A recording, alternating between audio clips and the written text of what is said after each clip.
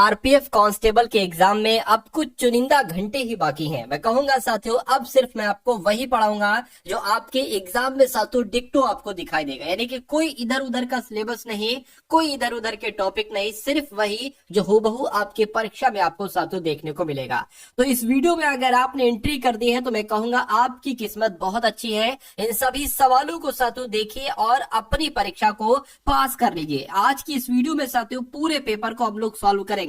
सबसे पहले यहाँ पर साथियों जीके के 50 क्वेश्चंस होंगे। उसके बाद साथियों आपके लिए सबसे इंपॉर्टेंट, सबसे महत्वपूर्ण 20 करंट अफेयर के सवाल लिए गए हैं और उसके बाद साथियों रीजनिंग के सवाल और मैथ के सवाल। तो इस पूरे पेपर के माध्यम से आप अपनी परीक्षा को साथियों क्लियर कर सकते हैं। तो पहला सवाल आपकी स्क्रीन पर है कि सबसे हल्की धातु कौन सी होती है? तो आपको मालूम होना चाहिए लिथियम ही सबसे हल्की धातु होती है। अगला देखिए कह रहे कि भारत की सबसे बड़ी मीठे जल की झील का नाम क्या है? तो भारत की सबसे बड़ी मीठे जल की झील का नाम क्या है? वुलर झील है, ये आपको याद रखना है। उसके बाद देखिए रूस की क्रांति यानी कि रूसी क्रांति साथियों कब हुई थी? तो ये भी बहुत इंपॉर्टेंट सवाल है साथियों। 1917 में रूसी क्रांति हुई थी। राइट आंसर आपका ऑप्शन नंबर बी होगा। सीमांत गांधी, जिसको फ्रंटियर गांधी कह सकते हैं, इसके नाम से किनको जाना जाता था साथियों, मुझे बताइए। तो खान अब्दुल गफ्फार खान की अगर बात करें तो फ्रंटियर गांधी इनको कहा जाता था, यानी कि सीमांत गांधी के नाम से जाना जाता था खान अब्दुल गफ्फार खान को। उसके बाद देखिए साथियों कि नाइटिंगेल ऑफ इंडिया के नाम से किसे पुकारा जाता है? तो नाइटिंगेल ऑफ इंडिया के नाम से साथियों सरोजनी नायडू को पुकारा जाता है। राइट आंसर जिनका ऑप्शन नंबर सी है, तो बिल्कुल करेक्ट है। साथियों देखिए कम समय है तो बहुत तेजी के साथ हम लोग यहाँ पर चलेंगे, क्योंकि साथियों इस कम समय में आपको सिर्फ और सिर्फ वही चीजें पढ़ना चाहिए, वही चीजें पढ़ना चाहिए साथियों जो आपके एग्जाम में आपको डायरेक्ट देखने को मिलेंगी। होम रूल आंदोलन साथियों किसके द्वारा चलाया गया? देखिए बाल गंगाधर तिलक के द्वारा भी होम रूल आंदोलन चलाया गया था और एनी बेसेंट के द्वारा भी चलाया गया था। लेकिन जब आपके एग्जाम में ये सवाल आएगा तो इनमें से कोई एक ऑप्शन होगा। उसके बाद देखिए साथियों कहा जा रहा है कि प्लासी का युद्ध कब हुआ था? ये सवाल कई बार आपसे पूछा जा चुका है और इस बार भी पूछे जाने की संभावना है। तो 1757 में ही साथियों प्लासी का युद्ध हुआ था। उसके बाद देखिए राष्ट्रीय विकास परिषद के अध्यक्ष कौन होते हैं? प्रधानमंत्री, वित्त मंत्री या गृह मंत्री? तो आपको यह भी ध्यान रखना है कि राष्ट्रीय विकास परिषद के अध्यक्ष कौन होते हैं? प्रधानमंत्री ही होते हैं। ख्वाजा मोइनुद्दीन चिश्ती की दरगाह साथियों अजमेर में है, बनारस में है, दिल्ली में, हैदराबाद में है? तो ये आपका जवाब अगर है ऑप्शन नंबर ए तो बिल्कुल करेक्ट हो जाएगा, यानी कि ख्वाजा मोइनुद्दीन चिश्ती की दरगाह अजमेर में है। नेक्स्ट नंबर का सवाल है कि गुड फ्राइडे किससे संबंधित है साथियों, बताइए। गुड फ्राइडे क्या ईसा के जन्म को कहा जाता है, ईसा की सूली वाले दिन को कहा जाता है, ईसा के पुनर्जन्म को या अंतिम भोजन को? तो मैं कहूंगा ईसा की सूली आपका यहाँ पर बिल्कुल सही जवाब हो जाएगा। जैनियों के पहले तीर्थकर का नाम क्या था साथियों? तो बाबा ऋषभदेव की अगर बात करते हैं तो जैन धर्म के पहले तीर्थकर यही तो थे, ऋषभदेव। उसके बाद देखिए कह रहे कि गीत गोविंद यानी कि गीति काव्य के कवि कौन है? तो गीत गोविंद गीति काव्य के कवि कौन है साथियों? जयदेव है। आंसर आपका जो जाएगा वो ऑप्शन नंबर किसके साथ जाएगा? बी के साथ जाएगा। दिव्य जीवन संघ के संस्थापक अगर आपसे परीक्षा में पूछा जाए तो आपका जवाब क्या होना चाहिए? स्वामी शिवानंद होना चाहिए। यानी कि दिव्य जीवन संघ के संस्थापक कौन थे? तो स्वामी शिवानंद थे। उसके बाद देखिए कह रहे कि बॉल पेन किस सिद्धांत पर कार्य करता है? ये भी साथियों क्वेश्चन बहुत इंपॉर्टेंट है और आपके एग्जाम में आएगा। तो अगर आपसे पूछा जाए बॉल पेन किस सिद्धांत पर कार्य करता है, तो ये तो पृष्ठीय तनाव के सिद्धांत पर कार्य करता है। किस सिद्धांत पर? पृष्ठीय तनाव के सिद्धांत पर। युआन किस देश की मुद्रा है? तो ये साथियों चीन देश की मुद्रा है। कहां की मुद्रा है? युआन चीन देश की मुद्रा है, ये भी आपको मालूम होना चाहिए। चलिए उसके बाद देखिए अगला सवाल कह रहे कि पूना पैक्ट यानी कि पूना पैक्ट समझौता का संबंध किससे है? तो दलित वर्ग से, ईसाई वर्ग से, सिख वर्ग से या मुस्लिम वर्ग से? तो दलित वर्ग से है। क्या साथियों पूना पैक्ट समझौते का संबंध दलित वर्ग से है? ये आपको मालूम होना चाहिए। भारत का पहला उपग्रह की अगर बात करें तो आर्यभट्ट था, मैटसेट था, रोहिणी था या भास्कर था? तो आपका जवाब साथियों यहाँ पर आर्यभट्ट होना चाहिए। क्या होना चाहिए साथियों? आर्यभट्ट यहाँ पर आपका बिल्कुल सही जवाब होना चाहिए। एनालिटिक इंजन का निर्माण किसने किया था? तो साथियों चार्ल्स बेबेज के द्वारा ही एनालिटिक इंजन का निर्माण किया गया था। आंसर आपका ऑप्शन नंबर सी होगा। अगला देखिए कह रहे कि गुदई महाराज का संबंध किस वाद्य यंत्र से है, बताइए। तो ये तबला वादक थे, वायलिन वादक थे, सितार वादक थे? ये तो तबला वादक थे। गुदई महाराज साथियों तबला वादक थे, तबला बजाया करते थे। ये निम्नलिखित में से कौन एक देव नृत्य है? तो इसमें से देव नृत्य की अगर बात करें तो कचिपुड़ी जो है ना साथियों ये एक देव नृत्य है। क्या है साथियों? ये एक देव नृत्य है। दुख में सब सुमिरन करें, सुख में करे ना कोई, ये पंक्ति किसने कही थी साथियों, बताइए। तो ये पंक्ति तो कबीरदास की है। किसकी है साथियों ये पंक्ति? ये पंक्ति कबीरदास की है, ये भी आपको मालूम होना चाहिए भाई। बहुत बढ़िया। तोता हिंद किसे कहा जाता है? तो अमीर खुसरो को तोता हिंद कहा जाता है। अगला देखिए, अंतरराष्ट्रीय मजदूर दिवस कब मनाया जाता है? तो 1 मई को साथियों अंतरराष्ट्रीय मजदूर दिवस मनाया जाता है, जिनका आंसर ऑप्शन नंबर ए के साथ है, तो बिल्कुल करेक्ट है। अगला देखिए, कह रहे स्वतंत्र भारत का पहला आम चुनाव किस वर्ष में हुआ था? तो साथियों 1951-52 में हुआ था। कब हुआ था? 1951-52 में हुआ था। दक्षिण एशिया का सबसे बड़ा मरुस्थल कौन सा है अगर आपसे पूछा जाए? तो थार मरुस्थल आपको बता देना है कि दक्षिण एशिया का सबसे बड़ा मरुस्थल थार मरुस्थल है। नेक्स्ट नंबर का सवाल देखिए, पृथ्वी के वायुमंडल का सर्वाधिक घनत्व कहां पर होता है? तो साथियों पता कहां पर होता है? शुभ मंडल में होता है। क्या? पृथ्वी के वायुमंडल का सर्वाधिक घनत्व जो होता है वो साथियों शुभ मंडल में होता है। उसके बाद देखिए, किस महाद्वीप को श्वेत महाद्वीप कहा जाता है? तो क्वेश्चन बहुत इंपॉर्टेंट है कि किस महाद्वीप को श्वेत महाद्वीप कहा जाता है। मैं कहूंगा तो आपको ध्यान रखना है साथियों, अंटार्कटिक महाद्वीप की जब हम बात करते हैं तो अंटार्कटिक महाद्वीप को साथियों श्वेत महाद्वीप के नाम से जाना जाता है। अगला सवाल आपकी स्क्रीन पर, निम्नलिखित में से कौन सी विश्व की सर्वाधिक गहरी झील है? तो सर्वाधिक गहरी झील की जब हम बात करते हैं तो बैकाल झील आपका जवाब होना चाहिए। क्या होना चाहिए? बैकाल झील ही विश्व की सबसे गहरी झील है। विश्व का सबसे ऊंचा पर्वत शिखर कहां पर स्थित है? तो विश्व का सबसे ऊंचा पर्वत शिखर साथियों नेपाल में है। कहां पर है साथियों? नेपाल में है। उसके बाद देखिए, कह रहे किस ग्रह को शाम का तारा कहा जाता है? तो किस ग्रह को शाम का तारा कहा जाता है? साथियों शुक्र ग्रह को ही शाम का तारा कहा जाता है, ये भी आपको याद रखना होगा। उसके बाद देखिए, ग्रहों की गति का नियम ये किसके द्वारा प्रतिपादित किया गया था? तो केपलर के द्वारा, गैलीलियो के द्वारा, न्यूटन के द्वारा, मैं कहूंगा केपलर के द्वारा ही ग्रहों की गति का नियम प्रतिपादित किया गया था। अकबर ने किसे कविराय या कविराज की उपाधि दी थी? बताइए साथियों। साथियों अगर आपने वीडियो को लाइक नहीं किया तो वीडियो को एक बार लाइक कर दीजिए, और जो लोग चैनल पर नए हैं साथियों मैं कहूंगा चैनल को आप लोग सब्सक्राइब कर लीजिए। आपका जब तक एग्जाम नहीं हो जाता जब तक के लिए कम से कम सब्सक्राइब कर लीजिए। बाकी जब आपका पेपर निकल जाए आप अनसब्सक्राइब कर देना, अपना सिलेक्शन लेकर अनसब्सक्राइब कर देना, कोई दिक्कत नहीं है साथियों। लेकिन अभी के लिए मैं इसलिए ये कह रहा हूं कि इसके बाद जितनी वीडियोस आएंगी ये वीडियोस प्लस वो वीडियोस आपको देखना चाहिए, क्योंकि पेपर इन्हीं वीडियोस में से आएगा। तो इसलिए साथियों तुरंत आप लोग सब्सक्राइब का बटन साथियों फटाफट दबा दीजिए और इस वीडियो को भी लाइक कर दीजिए, और बता दीजिए सवाल का जवाब आपका क्या हो सकता है। कहने भाई, अकबर ने जो कविराज कहा था वो बीरबल को कहा जा, कविराज भी कहा था और कविराय भी कहा था। उसके बाद देखिए, प्रसिद्ध संगीतज्ञ तानसेन का मकबरा ये कहां पर स्थित है? तो ये तो ग्वालियर में स्थित है। जो तानसेन का मकबरा है ये ग्वालियर में ही स्थित है। जैन ग्रंथ की अगर बात करें, कल्पसूत्र के रचयिता कौन थे? तो कल्पसूत्र के रचयिता साथियों भद्रबाहु थे। कौन थे साथियों? भद्रबाहु थे। जियो और जीने दो ये कथन किसका है? ये कथन किसके द्वारा कहा गया था? तो महावीर स्वामी के द्वारा कहा गया था, जियो और जीने दो। सारनाथ में गौतम बुद्ध का प्रथम प्रवचन इसको क्या कहा जाता है? तो इसको सातु धर्म चक्र प्रवर्तन कहा जाता है। यानी कि गौतम बुद्ध का जो पहला प्रवचन था इसको धर्म चक्र कहा गया है। अगला देखिए, भारत छोड़ो आंदोलन साथियों कब प्रारंभ किया गया था? बताइए। तो ये 9 अगस्त 1942 में ही साथियों भारत छोड़ो आंदोलन शुरू किया गया था। सही जवाब आपका अगर है ऑप्शन नंबर ए तो बिल्कुल करेक्ट है। 1932 में पूना समझौते के साथ किसका सीधा संबंध था? तो किसका सीधा संबंध था साथियों? दलित वर्ग का था। यानी कि अभी मैंने आपको भी बताया था साथियों कि 1932 में जो हमने आपको बताया पूना समझौता ये दलित वर्ग से संबंधित था, और ये कब हुआ था? तो 1932 में हुआ था। उसके बाद देखिए, करो या मरो यानी कि डू और डाई ये मंत्र किसने यानी कि कथन किसके हैं मुझे बताइए। तो ये महात्मा गांधी जी के द्वारा कहा गया था साथियों, करो या मरो। साथियों देखिए, जो क्वेश्चंस मैं आपको बता रहा हूँ ना, सिंपल सा फंडा है, आप उन क्वेश्चंस को तैयार कर लीजिए बस। वर्ष 1932 में अखिल भारतीय हरिजन संघ के संस्थापक साथियों कौन थे? तो इसके संस्थापक की अगर बात करें तो अखिल भारतीय हरिजन संघ के संस्थापक महात्मा गांधी जी थे। ठीक है ना। चलिए अगला देखिए, यानी कि जनरल माइक और डायर की हत्या किसके द्वारा की गई थी?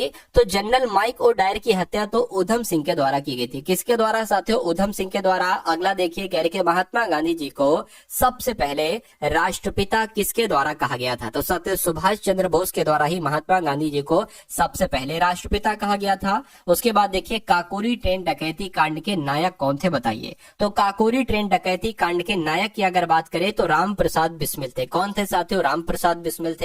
उसके बाद देखिए, कह रहे कि जय हिंद का नारा किसने दिया था? तो जय हिंद का नारा भाई साहब किसने दिया था? सुभाष चंद्र बोस के द्वारा ही जय हिंद का नारा दिया गया था। ये भी इंपॉर्टेंट क्वेश्चन है, आपको ध्यान रखना है। इंडिया डिवाइडेड ये पुस्तक बहुत पूछी जाती है, यानी कि इंडिया डिवाइडेड नामक पुस्तक अब्दुल कलाम आजाद ने लिखी थी? नहीं, डॉक्टर राजेंद्र प्रसाद ने लिखी थी। बिल्कुल सही साथियों, इंडिया डिवाइडेड नामक पुस्तक डॉक्टर राजेंद्र प्रसाद के द्वारा ही लिखी गई थी। किसके शासनकाल में अजंता की गुफाएं निर्मित की गई थी बताइए? गुप्त काल में। बिल्कुल साथियों, गुप्त काल में ही अजंता की गुफाएं निर्मित की गई थी, ये भी आपको मालूम होना चाहिए। विख्यात चित्रकारी द लास्ट जजमेंट ये किस चित्रकार की है मुझे बताइए? तो ये पता किसकी है साथियों? ये आपके अंजलि की है। किसकी है? अंजलि की है, ये आपको यहाँ पर मालूम होना चाहिए। उसके बाद देखिए भारतीय शिवाजी। इसके बाद देखिए करंट अफेयर के सवाल होंगे, ठीक है? करंट अफेयर के सवाल है, भारतीय शिवाजी किस शैली के नृत्य के लिए प्रसिद्ध हैं? तो ये साथियों मोहिनी अट्टम के लिए जानी जाती है। किसके लिए साथियों? मोहिनी अट्टम के लिए जानी जाती है, ये आपको यहाँ पर मालूम होना चाहिए। तो ये 50 सवाल आपके हो गए जीके के। अब 20 क्वेश्चन हम लोग देख लेते हैं साथियों, जो बिल्कुल हाल फिलहाल के ही हैं, ठीक है? और वो साथियों यानी कि पिछले 6 महीने के अंदर अंदर की ये करंट अफेयर है, और ये सबसे इंपॉर्टेंट साथियों 20 क्वेश्चन है। मैं कहूंगा यहां से आपके एग्जाम में सवाल आएंगे। देखिए राष्ट्रपति यानी कि कह रहे कि किस देश के राष्ट्रपति भारत की यात्रा पर आएंगे? तो मैं कहूंगा साथियों सिंगापुर के राष्ट्रपति भारत की यात्रा पर आएंगे, ये सवाल आपसे पूछा जा सकता है। जापान ने किस देश के खिलाफ सख्त प्रतिबंधों की घोषणा कर दी है? तो जापान ने साथियों रूस देश के खिलाफ, किसके खिलाफ? जापान ने रूस के खिलाफ सख्त प्रतिबंधों की घोषणा कर दी है, ये भी आपको मालूम होना चाहिए। किस देश के क्रिकेटर तमीम इकबाल ने अंतरराष्ट्रीय क्रिकेट से संन्यास की घोषणा की है? तो मैं कहूंगा साथियों ये क्रिकेटर है तमीम इकबाल बांग्लादेश के, और इन्होंने साथियों अंतरराष्ट्रीय क्रिकेट से संन्यास की घोषणा कर दी है। उसके बाद देखिए कह रहे कि कहां रोबोटिक प्रणाली का उपयोग करके दुनिया की पहली हृदय संबंधी टेली सर्जरी की गई है? तो साथियों कहां पर यह काम किया गया है मुझे बताइए? तो ये काम अपने भारत देश में कहा गया है। क्या? अपने भारत देश में रोबोटिक प्रणाली का उपयोग करके दुनिया की पहली हृदय संबंधी टेली सर्जरी की गई है। उसके बाद देखिए कह रहे कि कौन 2026 में 28वें conference of speakers and presiding officers of the Commonwealth की मेजबानी करेगा? तो कौन करेगा साथियों? आपसे पूछा जा रहा है। अपना देश भारत करेगा, तो ये भी इंपॉर्टेंट क्वेश्चन है, आपको याद रखना है। उसके बाद देखिए कि एक रिपोर्ट के अनुसार भारत के राष्ट्रीय राजमार्गों में पिछले 10 वर्षों में कितने प्रतिशत की वृद्धि दर्ज की गई है? तो साथियों 60% की वृद्धि दर्ज की गई है, ये भी आपको मालूम होना चाहिए। उसके बाद देखिए कह रहे कि निकोलस मादुरो ने किस देश के राष्ट्रपति के रूप में तीसरी बार शपथ ली है बताइए? तो ये वेनेजुएला के तीसरी बार राष्ट्रपति बने हैं। कौन? निकोलस मादुरो, ये वेनेजुएला के तीसरी बार राष्ट्रपति बने हैं। ये इंपॉर्टेंट क्वेश्चन है, इसलिए आपको याद रखना होगा। किस राज्य की पुलिस ने फीडबैक प्रणाली शुरू की है बताइए? तो किस राज्य की पुलिस ने? मैं कहूंगा तेलंगाना राज्य की पुलिस ने फीडबैक प्रणाली शुरू की है, ये भी इंपॉर्टेंट क्वेश्चन है, आपको याद रखना है। किस देश में पहला हिंदी प्रमाणन पाठ्यक्रम शुरू किया गया है बताइए? तो अगर बात करते हैं साथियों श्रीलंका की, अगर बात करें तो किस देश में? श्रीलंका देश में पहला हिंदी प्रमाणन पाठ्यक्रम शुरू किया गया है।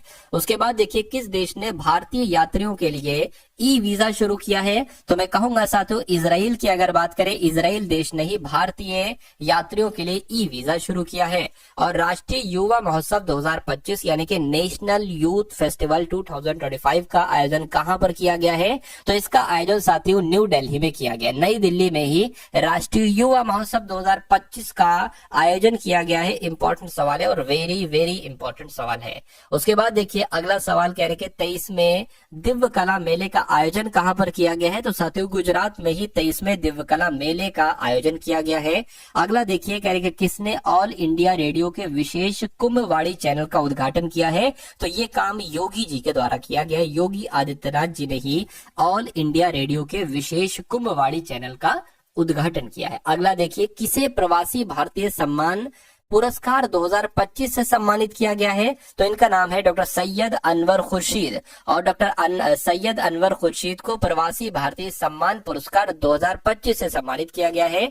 ज्ञानदा काकती, क्या इनका नाम ज्ञानदा काकती, और इनका भी हाल फिलहाल में निधन हुआ है। ये आखिर कौन है? तो ऐसे करके सवाल पूछे जाते हैं। ये अभिनेत्री है। कौन है साथियों? ये अभिनेत्री थी। उसके बाद देखिए किसने अवैध आप्रवासन को रोकने के लिए प्रतिबंधों की घोषणा की है बताइए? तो अगर ब्रिटेन देश की बात करें, ब्रिटेन देश ने ही अवैध अप्रवासन को रोकने के लिए प्रतिबंधों की घोषणा की है जारी। ये तो बहुत इंपॉर्टेंट क्वेश्चन है साथियों। हेनले पासपोर्ट इंडेक्स जो अभी हाल फिलहाल में जारी किया गया है, हेनले पासपोर्ट इंडेक्स 2025 में कौन टॉप पर रहा है, कौन सा देश शीर्ष पर रहा है, बताइए क्या आपका राइट आंसर हो सकता है। चलिए, तो सिंगापुर आपका जवाब हो जाएगा, यानी कि जारी हेनले पासपोर्ट इंडेक्स 2025 में सिंगापुर टॉप पर रहा है, शीर्ष पर रहा है। पीएम मोदी ने भारत के पहले ग्रीन हाइड्रोजन हब की आधारशिला कहां रखी है, तो साथियों कहां रखी है ये आपसे पूछा जा रहा है। विशाखापट्टनम में रखी है। कहां पर? विशाखापट्टनम में रखी है। अगला देखिए, थर्ड आई एशियन फिल्म फेस्टिवल का 21वां संस्करण ये कहां पर शुरू हुआ है, साथियों मुंबई में शुरू हुआ है। कहां पर थर्ड आई एशियन फिल्म फेस्टिवल का 21वां संस्करण शुरू हुआ है, तो मुंबई में शुरू हुआ है। और किस देश की संसद ने जोसेफ ऑन को राष्ट्रपति नियुक्ति किया है, तो मैं कहूंगा साथियों यहाँ पर आपका राइट आंसर लेबनान हो जाएगा, यानी कि लेबनान की संसद ने जोसेफ ऑन को राष्ट्रपति नियुक्ति किया है। ये आपको साथियों यहाँ पर मालूम होना चाहिए भाई। बहुत बढ़िया, वेरी गुड क्लास। अब उसके बाद देखिए साथियों, अब यहां से अगर बात करें, आपके सामने रीजनिंग के सवाल शुरू हो जाएंगे। देखिए रीजनिंग की अगर बात करें तो आरपीएफ कांस्टेबल एग्जाम में रीजनिंग के पूरे 35 सवाल आएंगे। तो यहाँ पर साथियों उन 35 सवालों को हराने के लिए, उन 35 सवालों को कवर अप करने के लिए ऐसे 20 कॉन्सेप्ट लिए गए हैं जो बार बार हर एक एग्जाम में साथियों पूछे जाते हैं। इसलिए इन सवालों को, 20 सवालों को आप लोग जरूर देखिएगा। तो पहला सवाल है, कह रहे सेल्वम और नवीन एक निश्चित बिंदु से चलते, कहीं से ही चलते, मान लीजिए यहां सेल्वन और नवीन चलते हैं। कह रहे कि सेल्वम जो चलता है वो 7 किलोमीटर दक्षिण में चलता है। मान लीजिए सेल्वम की अगर बात करें, ये 7 किलोमीटर चलता है और दक्षिण में चलता है, यानी कि ये इस तरफ आएगा। देखिए मैंने आपको कई बार बताया, देखिए ये होता है दक्षिण, ये होता है साथियों पूर्व, ये होता है पश्चिम और ये होता है उत्तर। ठीक है, तो दक्षिण सेल्वम यहाँ पर आ जाएगा।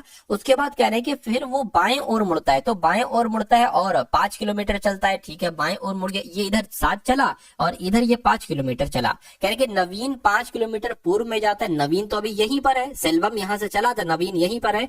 नवीन जो चलता है वो साथियों 5 किलोमीटर पूर्व की तरफ चलता है, तो 5 किलोमीटर पूर्व की तरफ चला दिया और बाएं मुड़ जाता है। क्या साथियों, यानी कि बाएं मुड़ जाता है, तो इसको हमने साथियों यहाँ पर बाएं मोड़ दिया। ठीक है, बाएं मुड़ता है और 5 किलोमीटर चलता है, 5 चल गया। ठीक है, करके दोनों एक दूसरे से कितनी दूरी पर है, एक ये है और एक साथियों ये है, टोटल दूरी कितनी होगी बताइए।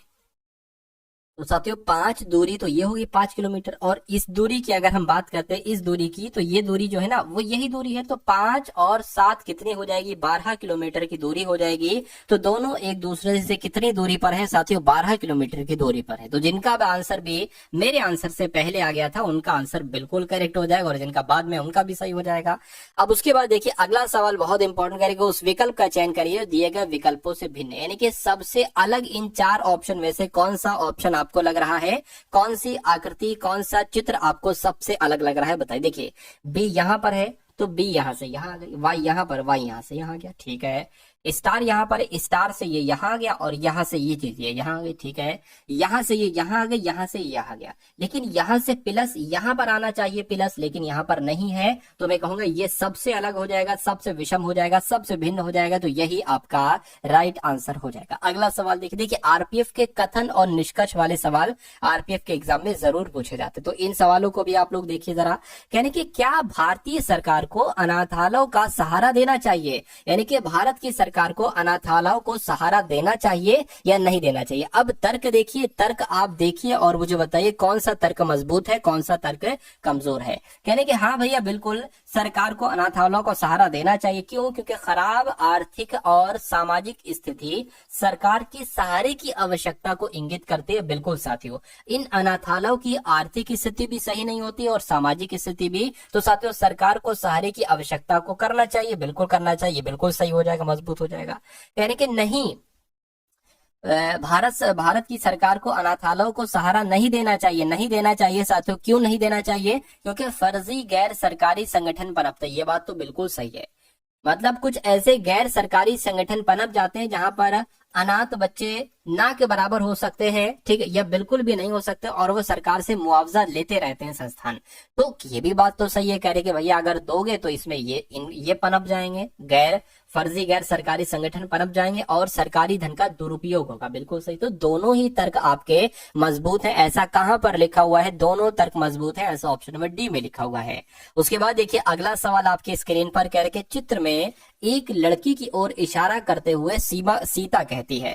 ठीक है भाई साहब, तो यहाँ पर अगर बात करें सीता क्या कह रही है? सीता एक लड़की की तरफ इशारा करते हुए कह रही है, सीता एक लड़की की तरफ इशारा करते हुए कह रही कि उसकी माँ का पिता, यानी कि इनकी कोई माता जी होंगी, इनकी कोई माँ होंगी और इनके क्या, इन माता जी के क्या कोई पिताजी होंगे, इन माता जी के कोई पिताजी होंगे। सीता कह रही है इस लड़की की माता के पिता, तो इस लड़की के वो कौन हो गए? इस लड़की के वो नाना ही तो हो गए, इस लड़की के वो नाना हो गए। ठीक है, कहने कि उसकी माँ के पिता मेरी बहन के दादा है। मेरी बहन, सीता कह रही है मेरी बहन के दादा है, या ये कह लो मेरे ही दादा है, यानी कि ये दादा हो गए इनके।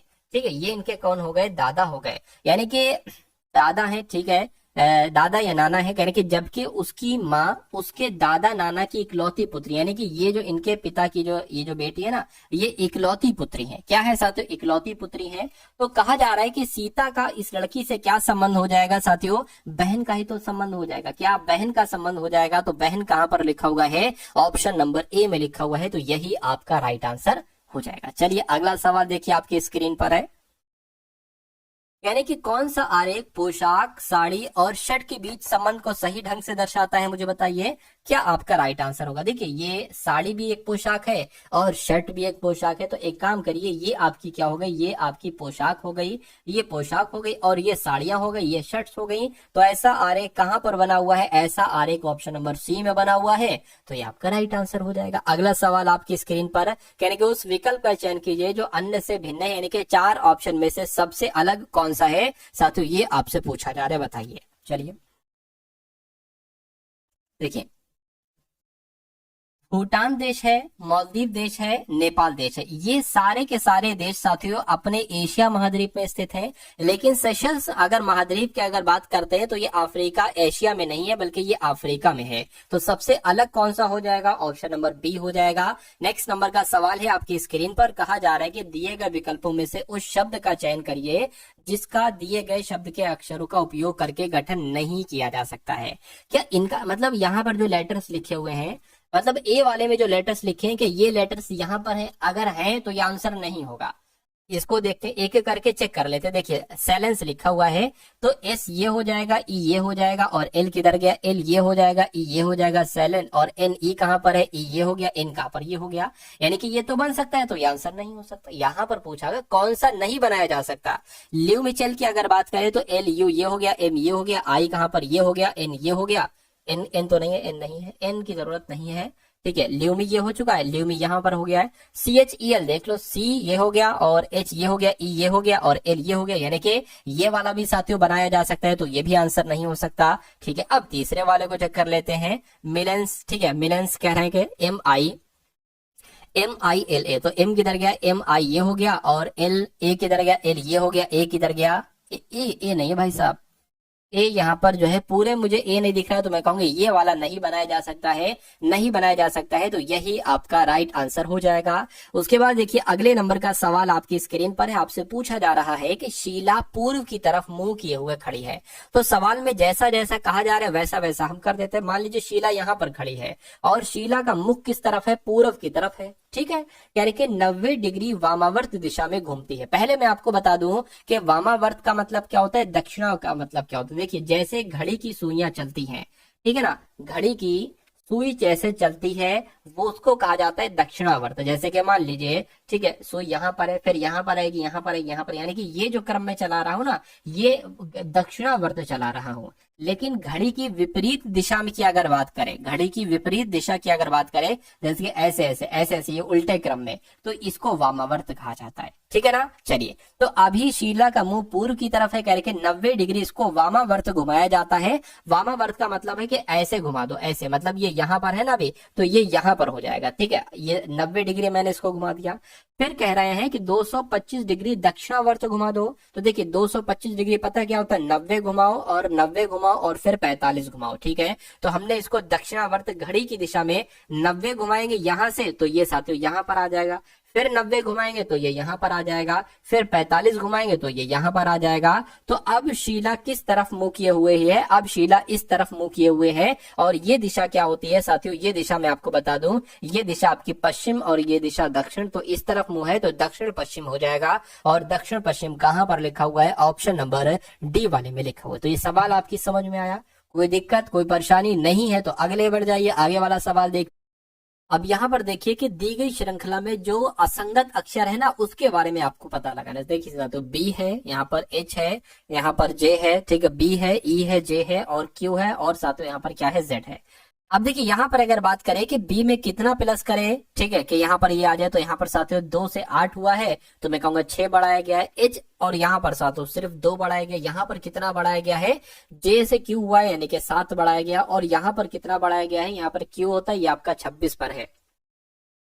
तो 17 से कितना हो गया साथियों, 26 हो गया, यानी कि यहाँ पर 9 बढ़ाया गया। अब एक चीज यहाँ पर आप ये देखिए साथियों, क्या देखिए, देखिए 9 से 2 घटाया गया, 7 आ गया। अगर हम 7 में से भी साथियों क्या एक तरीके से घटा दें, ठीक है, 7 में से, अब आपको ये बताने कि यहाँ पर असंगत अक्षर आखिर कौन सा है, तो क्या दिक्कत यहाँ पर आपको लग रही है। देखिए ये तो फिर 6 है और ये बड़ा है, ठीक है, फिर यहाँ पर 2 आया है, लेकिन ये मुझे ऐसा लगता है घटते क्रम में होगा। क्या साथियों, घटते, जैसे कि 9 से यहाँ पर 7 हुआ है तो 7 से वैसे यहाँ पर 5 आ जाना चाहिए, 2 नहीं आना चाहिए। और फिर यहाँ पर साथियों क्या 3 आ जाना चाहिए।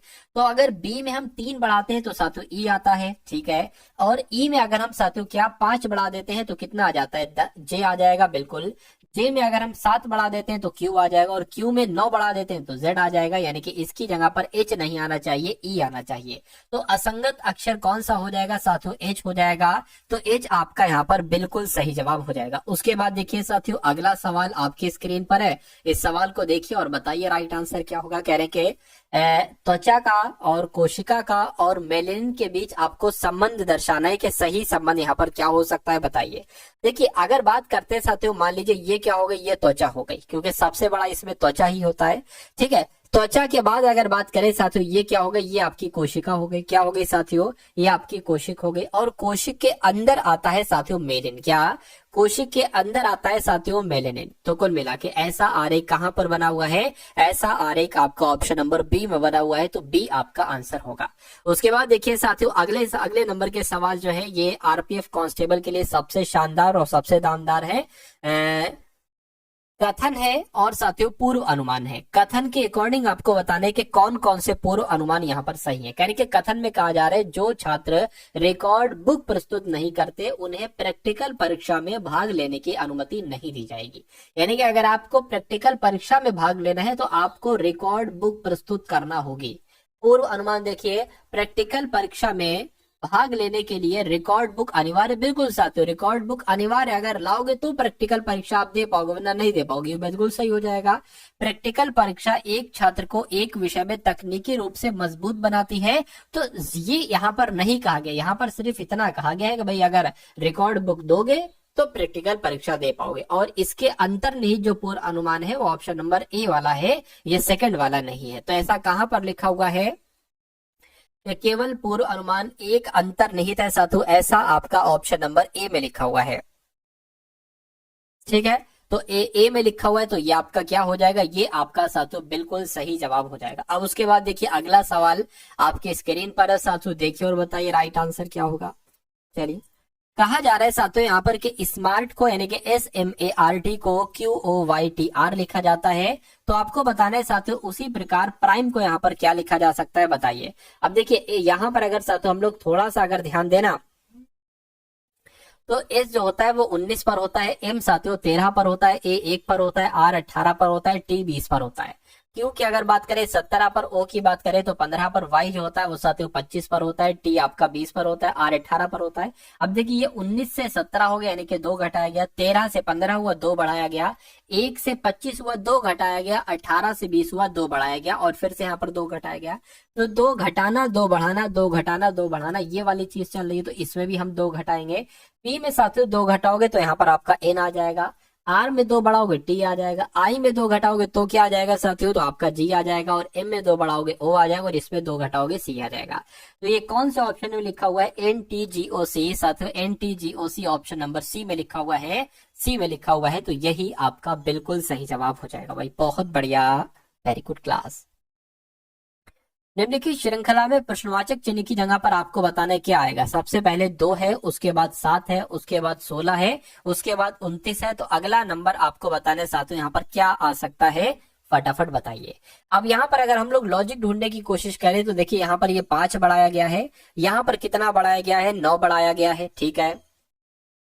और यहाँ पर अगर बात करें 16 से 29 हुआ है तो 13 बढ़ाया गया है। तो अब ये कितना कितना साथियों बढ़ाया जा रहा है, जरा देखिए, मतलब यहाँ पर भी 4 का बढ़ाया गया, यहाँ पर भी 4 बढ़ाया गया, तो यहाँ पर भी 4 बढ़ाएंगे तो ये कितना हो जाएगा, 17 हो जाएगा। यानी कि 29 में 17 जोड़ दीजिए, ये वाला नंबर आपको मिल जाएगा, तो 6 आ जाएगा और साथियों 4 आ जाएगा, यानी कि 46 आपका आंसर आ जाएगा। और 46 कहां पर लिखा हुआ है, ऑप्शन नंबर सी में लिखा हुआ है। उसके बाद देख लीजिए अगले नंबर का सवाल आपकी स्क्रीन पर है। कहा जा रहा है यहाँ पर कि कथन आपके सामने है और साथियों निष्कर्ष आपके सामने, 2 निष्कर्ष आपके सामने है। यानी कुछ शैम्पू कंडीशनर है, तो मान लीजिए साथियों ये क्या होगा, ये शैम्पू हो गए, ये क्या हो गए, ये शैम्पू हो गया, और इतने शैम्पू क्या हो गए, इतने शैम्पू कंडीशनर हो गए। यानी कि सभी तेल कंडीशनर है, सभी तेल जो है ना ये कंडीशनर है, सभी तेल कंडीशनर है, यानी कि साथियों तेल जो होंगे वो यहाँ ये आएंगे, ये तेल हो गए। तो अब निष्कर्ष पढ़िए और बताइए कौन सा सही है कौन सा गलत है। यानी कि सभी तेल शैम्पू हैं, सभी तेल शैम्पू, भाई तेल ये है, शैम्पू ये है, तो कैसे सभी तेल शैम्पू हो सकते हैं, गलत। कुछ शैम्पू तेल है, देखिए कुछ शैम्पू भी तेल नहीं है। हाँ अगर ये आता कुछ कंडीशनर शैम्पू है या कुछ शैम्पू कंडीशनर तो सही हो जाता, लेकिन कुछ शैम्पू तेल है, ये गलत हो जाएगा। तो मैं कहूंगा ना तो निष्कर्ष 1 और ना निष्कर्ष 2 अनुसरण करता है, ऐसा कहां पर लिखा हुआ है, ऐसा ऑप्शन नंबर डी में लिखा हुआ है, तो ये आपका बिल्कुल सही जवाब हो जाएगा। अब उसके बाद देखिए अगला सवाल है, कहा जा रहा है साथियों, तो यहाँ पर पेन को 7 3 9 1 5 लिखा गया। देखिए अब इसको थोड़ा सा अगर आप ध्यान से देखेंगे तो आप ये समझेंगे कि ऐसा तो नहीं कि पी के लिए यहाँ पर 7, ए के लिए 3 ऐसे करके, और उसी प्रकार एम के लिए 4, ए के लिए 3 ऐसे करके लिखा हो। और ये भी हो सकता है कभी भी अगर 2 इस टाइप के आपको दिख जाए कि ये और ये, तो इसका मतलब है कि CH80 का कोड आपको इसमें सही मिलेगा। देखिए CH का कोड क्या है, 68 है, तो 68 हो गया। 80 का कोड क्या है, ए ये हो गया यानी कि 3, और टी का कोड क्या है साथ, तो ये 5। तो यहाँ पर 68 35 क्या कहीं ऑप्शन में लिखा हुआ है, बिल्कुल लिखा हुआ है 68 35 ऑप्शन नंबर सी में लिखा हुआ है। तो इस प्रकार जिनका भी आंसर ऑप्शन नंबर सी है तो मैं कहूंगा बिल्कुल करेक्ट हो जाएगा। अगले नंबर का साथ सवाल आपके स्क्रीन पर है, आपसे कहा जा रहा है कि एक महिला की ओर इशारा करते हुए एक लड़का कहता है, बहुत ध्यान से साथियों इसको देखिएगा, उसका पति मेरे भाई की नानी की बेटी का इकलौता भाई है। उस लड़के का उस महिला से क्या संबंध है। देखिए एक महिला की ओर इशारा करते हुए एक लड़का कह रहा है ना, तो साथियों ये मान लीजिए, ठीक है, ये महिला हो गई, क्या ये महिला हो गई, महिला की ओर इशारा करते हुए लड़का कह रहा है, क्या कह रहा है साथियों, लड़का कह रहा है, क्या कह रहा है, लड़का कहता है कि उसका पति, यानी कि ये महिला का पति, महिला का क्या, महिला का कोई पति होगा, ठीक है, महिला का जो पति है वो मेरी नानी का, क्या साथियों, मेरी नानी की बेटी का, मेरी नानी की बेटी कौन हो जाएंगी, इस लड़की की मम्मी हो जाएंगी, यानी कि इस लड़के की मम्मी का इकलौता भाई है। यानी कि ये दोनों आपस में भाई भाई हैं। समझ में आया कुछ आपकी, कि जो मेरी ये लड़का है, जो मेरी मम्मी है, मेरी मम्मी का भाई है ये, और ये कौन है, ये उस महिला का पति है। तो कह रहे हैं कि उस लड़के का उस महिला से क्या संबंध है, यानी कि वो महिला उस लड़के को क्या कहेगी। तो ये क्या कहेगी साथियों, अरे भाई ये मामा हो गया, ठीक है। तो पति का भांजे को एक तरीके से क्या कहा जाता है साथियों, पति के भांजे को वही भांजा भतीजा कहेंगे। तो इसमें से साथियों आपका भांजा नहीं बल्कि भतीजा हो जाएगा, ठीक है, जो भी हो जाएगा भतीजा भांजा, यही वाला ऑप्शन आपका बिल्कुल सही हो जाएगा, ठीक है ना। चलिए, मतलब जो इसका होगा, ठीक है, वही इनका होगा। ये भांजा कहेगा, बहन की लड़की को भांजा कहा जाएगा, तो भांजा आपका यहाँ पर सही जवाब हो जाएगा। चलिए भाई, अब उसके बाद देख लीजिए अगला सवाल आपके स्क्रीन पर। यहाँ पर भी साथियों फिर से कथन और निष्कर्ष वाला सवाल आपके सामने आ चुका है, क्योंकि 100% तय होता है कि 2 से 3 सवाल कथन निष्कर्ष के आपके पूछे ही पूछे जाते हैं। तो सभी नाइट्रोजन अद्वितीय हैं, ये कहा गया है। तो मान लीजिए साथियों ये क्या हो गए, सभी नाइट्रोजन क्या हो गए, अद्वितीय हो गए, सभी नाइट्रोजन अद्वितीय हो गए। ठीक है, कहने के सभी उर्वरक उपयोगी हैं, ये सभी उर्वरक क्या हो गए, सभी उर्वरक जो है ना वो क्या हो गए, वो उपयोगी हो गए, सभी उर्वरक उपयोगी हो गए। अब यहाँ पर पढ़िए और बताइए कौन सा निष्कर्ष सही है। यानी कि कुछ उर्वरक उपयोगी हैं, कुछ उर्वरक, बिल्कुल साथियों देखिए सभी उर्वरक उपयोगी हैं, तो कुछ उर्वरक भी उपयोगी होंगे, तो ये तो बिल्कुल सही हो जाएगा। कुछ उर्वरक नाइट्रोजन है, भाई उर्वरक का नाइट्रोजन से कोई संबंध नहीं, तो ये गलत हो जाएगा। तो मैं कहूंगा कि केवल निष्कर्ष एक अनुसरण करता है, ऐसा कहां पर लिखा हुआ है, ऐसा आपका ऑप्शन नंबर बी में लिखा हुआ है, तो बी में लिखा हुआ है तो ये आपका सही जवाब है। अब उसके बाद देखिए साथियों, अगला सवाल आपकी स्क्रीन पर है। यहाँ पर अगर बात करें, कहा जा रहा है कि गणेश शाम को सूर्य की दिशा में साइकिल चलाता है।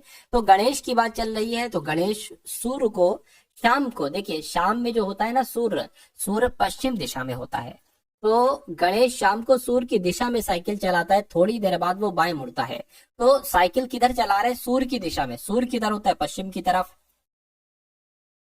तो गणेश शाम को सूर्य की दिशा में साइकिल चलाता है, यानी कि किस तरफ साइकिल चला रहा है साथियों, वो पश्चिम की तरफ साइकिल चला रहा है। तो गणेश ये पश्चिम की तरफ चला गया, ठीक है, पश्चिम की तरफ। यहाँ पर साथियों अगर एक सेकंड, गणेश जो है ना वो पश्चिम की तरफ चला गया और थोड़ी देर बाद वो बाएं मुड़ जाते हैं, यानी कि बाएं मुड़ दिया गया और फिर दाएं मुड़ जाते हैं, फिर साथियों यहाँ पर जो है ना वो दाएं मुड़ दिया गया और थोड़ी बाद फिर से वो दाएं मुड़ जाते हैं, दाएं मोड़ दिया गया। ठीक है, करेंगे अब वह किस दिशा में, दिशा के सामने खड़े। तो साथियों अब तो वो किस तरफ देख रहे हैं साथियों, उत्तर की तरफ देख रहे हैं, तो उत्तर की तरफ देख रहे हैं, उत्तर आपका यहाँ पर बिल्कुल सही जवाब हो जाएगा। ठीक है ना, चलिए उसके बाद देखिए अगला सवाल कह रहे कि किस अनुपात में। अब यहाँ पर अगर बात करें, आपके सामने मैथ के क्वेश्चन स्टार्ट हो चुके हैं, तो इन सभी मैथ के सवालों को भी साथियों देख लीजिए बहुत अच्छे तरीके से। यानी कि किस अनुपात में 8.30 रुपए प्रति किलोग्राम की गेहूं को 9.80 रुपए प्रति किलोग्राम के गेहूं के साथ मिलाया जाए ताकि प्राप्त मिश्रण की कीमत 9 रुपए प्रति किलोग्राम हो जाए। तो साथियों अनुपात आपसे पूछा जा रहा है, तो ये दोनों कीमत आप यहाँ पर रख लीजिए, 8.3 करके और 9.80 करके, और बीच में साथियों क्या रख लीजिए, 9 रख लीजिए। अब इनका डिफरेंस निकाल दीजिए, यानी कि अगर 9 में से 8.3 जाता है तो 0.70 बचेगा, 9 में से इसको घटाते हैं तो साथियों 0.80 बचेगा, 0 से 0 कैंसिल हो जाएगा, 8:7 यहाँ पर आ जाएगा। यानी कि किस अनुपात में, तो 8:7 में। 8:7 कहां पर लिखा हुआ है, ऑप्शन नंबर ए में लिखा हुआ है, तो ये आपका बिल्कुल सही जवाब हो जाएगा। अगला सवाल देखिए, अगला सवाल है साथियों आपके स्क्रीन पर।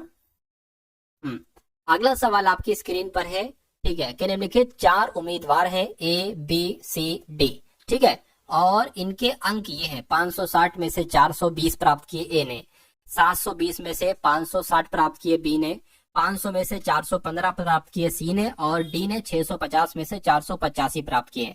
तो सवाल आपसे क्या पूछा जा रहा है, ये कुछ नहीं, ये सवाल नहीं, ये सवाल आपसे ये पूछा जा रहा है कि किसके अंकों का प्रतिशत सर्वोच्च से दूसरे पायदान पर है, यानी कि सबसे ज्यादा किसने अंक प्राप्त किए हैं, कुल मिला के दूसरे नंबर पर कौन है, ये आपसे पूछा जा रहा है। देखिए अगर ए का हम लोग प्रतिशत निकाले कि मान लीजिए 560 में से 420 अंक प्राप्त किए हैं, तो कितने प्रतिशत किए हैं ए ने, तो 420 गुणा 100 और नीचे क्या आ जाएगा, 560 आ जाएगा। इसको कैलकुलेट कीजिए, ठीक है ना। इसको अगर बात करें साथियों तो देखिए 2 दूना 4 हो जाएगा, 2 अट्ठे 16 हो जाएगा, 2 दूना इतना हो जाएगा, ठीक है, 7 तिया 21 हो जाएगा, 7 चौक 28 हो जाएगा, 4 से कट करेंगे 25 आ जाएगा, यानी कि 25 तिया कितना हो जाएगा साथियों, 75 हो जाएगा। यानी कि ए ने कितने अंक प्राप्त किए हैं, 75% अंक प्राप्त किए। अब बी का इसी प्रकार से निकाल लीजिए, ठीक है, बी का इसी प्रकार से निकाल लीजिए, ठीक है, 560 गुणा 100 और बटे में क्या आ जाएगा, 720 आ जाएगा, ठीक है, इससे ये आपका कैंसिल हो जाएगा, और 2 दूना 4, 2 अट्ठे 16 हो गया, इसको कट करेंगे तो साथियों इतना आ जाएगा, ठीक है, 12 से कटेगा, ठीक है, 140 आ जाएगा, इसको अगर कट करेंगे तो 18 आ जाएगा, ठीक, ये बात क्लियर है। 10 ये बचा है, ये साथियों इसमें आपका लग जाएगा। अब बी की अगर बात करें तो बी का साथियों यहाँ पर कितना निकलता है, 14 आ गया, और ये 1400 आ गया, कितना आ गया, ठीक है, यहाँ पर अगर कट करें 140 होगा, 140 नहीं है 1400 है क्या, देख लेते हैं साथियों यहाँ पर। अब इसको साथियों 2 से कट करें तो यहाँ पर कितना आ जाएगा, 700 आ जाएगा, यहाँ पर 9 आ जाएगा। 9 से कट होगा, 9 से तो भाई साहब नहीं कट हो पा रहा है, तो आंसर कुल मिला के कैसे आएगा, पॉइंट में आएगा। 9 एकम 9, 9 अट्ठे 72, 9 सत्ते ठीक है 63 हो जाएगा। अब कितना जाएगा, तो अब यहाँ पर साथियों 7 आ जाएगा, फिर से 9 सत्ते 63 हो जाएगा, तो कुल मिला के 77% करके कुछ आएगा यहाँ पर। तो 77 करके यहाँ पर कुछ आएगा। अब इसी प्रकार से जैसे हमने ए को निकाला, जैसे हमने बी को निकाला, उसी प्रकार से हमें अब सी को निकालना होगा। तो सी की बात करें तो 415 गुणा 100 और बटे क्या आ जाएगा, 500 आ जाएगा। इन दो जीरो से ये दो जीरो, 5 अट्ठे 40, 5 तिया 15, यानी कि सी बराबर कितना आ गया साथियों, 83% आ गया।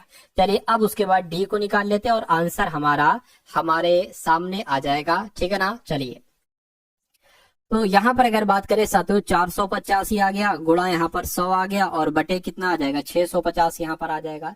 इस जीरो से ये जीरो कैंसिल हो जाएगा, 5 दूना 10 हो जाएगा, 5 एकम 5 हो जाएगा, 5 तिया 15 हो जाएगा। ये बात क्लियर है, बिल्कुल क्लियर है। अब देखिए क्या ये साथियों 13 से आपका कट पाएगा, नहीं कट पाएगा, तो कट करके देखिए 13 26 13 39, 13 चक्कू 52, 13 तिया आपका कितना हो जाएगा, 39 हो जाएगा। कितना बचेगा साथियों, 9 बचेगा, ये इधर आ जाएगा, ठीक है। ये आपका कितना हो जाएगा, 13 सत्ते 91 हो जाएगा। तो 13 सत्ते कितना हो गया, कुल मिला के साथ यहाँ पर 91 हो जाएगा। तो यहाँ पर भी पॉइंट करके कुछ आएगा, तो 37 दुना कितना हो जाएगा साथियों, लगभग 74 हो जाएगा। तो डी बराबर कितना आ जाएगा साथियों, 74% यहाँ पर आ जाएगा। अब आपसे सवाल क्या पूछा जा रहा था, कह रहे कि किसके अंकों का प्रतिशत सर्वोच्च से दूसरे पायदान पर है। देखिए पहले नंबर पर किसका सबसे ज्यादा है, इसका। दूसरे नंबर की अगर बात करें साथियों किसका, इसका है, यानी कि बी वाला जो होगा वो दूसरे सर्वोच्च पायदान पर होगा। तो बी कौन से ऑप्शन में लिखा हुआ है, ऑप्शन नंबर ए में लिखा हुआ है। उसके बाद देखिए अगला सवाल आपके स्क्रीन पर, एक दुकानदार 300 रुपए में कुछ सामान खरीदता है, अगर ऊपरी व्यापार उसके लागत मूल्य का 20%, लागत मूल्य कितना है 300 रुपए है, और इसका 20% यानी कि 60 रुपए ऊपरी व्यापार खर्च हो जाता है, तो कुल मिला के उसका लागत मूल्य कितना निकलेगा, 360 निकलेगा। ठीक है, कह रहे कि अगर 30% का लाभ कमाने के लिए उसको कितने रुपए में बेचा जाना चाहिए साथियों बताइए। देखिए 300 रुपए का वो है और 20% उसका एक तरीके से ऊपरी खर्चा निकलता है, तो मैं कहूंगा 60 रुपए निकलता है, तो कुल मिला के ये 360 रुपए का हो जाएगा। इसका जरा इसको अगर आपको 30% लाभ पर बेचना है तो साथियों इसको 130% पर बेचना है, तो ये कितने रुपए में बिकेगा। इन दो जीरो से ये दो जीरो कैंसिल हो जाएंगे। आपको 36 की गुणा साथियों 13 से कर लेनी है, 6 तिया 18 हो जाएगा, 3 तिया 9 और 1 10 हो जाएगा, और यहाँ पर 36 आ जाएगा, 8 आ जाएगा, 6 आ जाएगा, 4 आ जाएगा, यानी कि 468 रुपए में साथियों वो चीज बिक पाएगी। तो इसलिए सही जवाब आपका ऑप्शन नंबर सी हो जाएगा। 4800 रुपए का 16 सही 2/3 का 0.25% कितना होगा, ये आपसे कुल मिला के पूछा जा रहा है। देखिए इसको अगर सबसे पहले हम कैलकुलेट करें 16 सही 2/3% को, तो 16 3 48 और 2 50, 50/3% यहाँ पर आ जाएगा। ठीक है, तो 4800 रुपए का 4800 रुपए का है तो गुणा लग जाएगा। 16 सही 2/3 को 50/3 लिखा गया है, तो सॉरी 50/3 लिखा गया और ये प्रतिशत लगा है, तो इसलिए साथ में यहाँ पर गुणा 100 आ जाएगा। गुणा 2.25% लिखा है, पॉइंट हटाएंगे, नीचे आपका क्या बढ़ जाएगा साथियों, नीचे आपका यहाँ पर 2 जीरो बढ़ जाएंगे। ठीक है, और ये पॉइंट लगा है, ठीक, और ये प्रतिशत भी तो है ना, तो इसलिए साथियों क्या यहाँ पर नीचे 100 भी आ जाएगा। ये बात क्लियर है। अब इसको कैंसिल कर लीजिए, 2 जीरो से 2 जीरो आपके कैंसिल हो जाएंगे। और अगर यहाँ पर बात करें इस 3 से, देखिए क्या हो जाएगा, ये 48 कैंसिल होगा, 3 एकम 3, 3 छंग 18 आपका हो जाएगा, और इस 25 से यहाँ पर साथियों 4 आ जाएगा, और ये 4 से यहाँ पर 16 कट होगा तो यहाँ पर 16 आ जाएगा। इससे अगर इसको कट करें तो यहाँ पर साथियों 25 आ जाएगा, 25 एकम 25, 25 दूना 50, यानी कि 2 रुपए आपका आंसर आ गया है। उसके बाद देखिए अगला सवाल कह रहे कि एक कार्यालय में काम को करते हुए इन व्यक्ति वह 60 दिनों में कार्य पूरा करते हैं, यानी कि इन व्यक्ति हैं और इन व्यक्ति होंगे कुछ इन व्यक्ति। ठीक है, तो ये 60 दिनों में वो काम पूरा कर लेते। कह रहे कि अगर 12 अतिरिक्त व्यक्ति काम पर लिए जाएं, यानी कि इन व्यक्ति तो पहले से थे और 12 व्यक्ति इसमें और आ जाते हैं, तो आप कुल मिला के इतने लोग हो जाते हैं। तो वही काम को पूरा करने में 12 दिन कम लगते हैं। कितने, 12 दिन कम लगते हैं। पहले 60 दिन लग रहे थे, पहले 60 दिन लग रहे थे, तो अब साथियों 12 दिन कम लगेंगे, यानी कि 48 दिन का समय लगेगा। ठीक है, कोई दिक्कत नहीं है। कह रही है शुरुआती में वहां कितने लोग थे, शुरुआती में वहां कितने लोग थे, इनके बारे में आपसे पूछा जा जा रहा है n कितना होगा। देखिए तो ये गुणा करेंगे तो 60n हो जाएगा बराबर 48 की गुणा n से करेंगे तो 48n हो जाएगा, और 48 की गुणा अब साथियों 12 से करेंगे तो इसको गुणा करा के देख लेते हैं। ठीक है, 8 दूना 16 हो जाएगा, 8 एकम 8 और 1 9 हो जाएगा, 4 दूना 8 हो जाएगा, 4 एकम 4 हो जाएगा, 6 आ गया।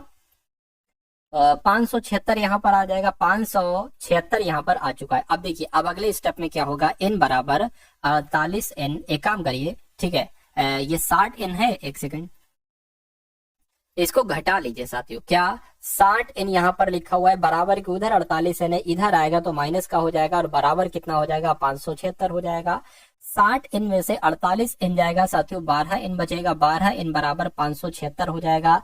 ठीक है, कोई दिक्कत नहीं है। उसके बाद अगर यहाँ पर हम लोग बात करते हैं साथियों, देखिए कि n बराबर आपका कितना हो जाएगा, n बराबर अगर बात करें तो 576 बटे 12 हो गया। इसको साथियों कट करिए जरा, ठीक है, 3 से कट करेगा, 4 से कट करेगा, 2 से कट करिए, देखिए 6 आ गया, 2 दूना 4 हो गया, 2 अट्ठे 16 हो गया, 2 अट्ठे 16 हो गया, 6 से कट होगा, हो जाएगा। ठीक है, 6 चौक 24 हो जाएगा, 6 48 हो जाएगा, यानी कि n बराबर कितना आ गया, 48 आ चुका है। यानी कि शुरुआती में वहां कितने लोग थे, तो 48 लोग थे। तो ऐसे साथियों होगा आपका ये वाला सवाल। तो ये सवाल साथियों आपको समझ में आ गया, अगर समझ में आ गया तो बहुत अच्छा।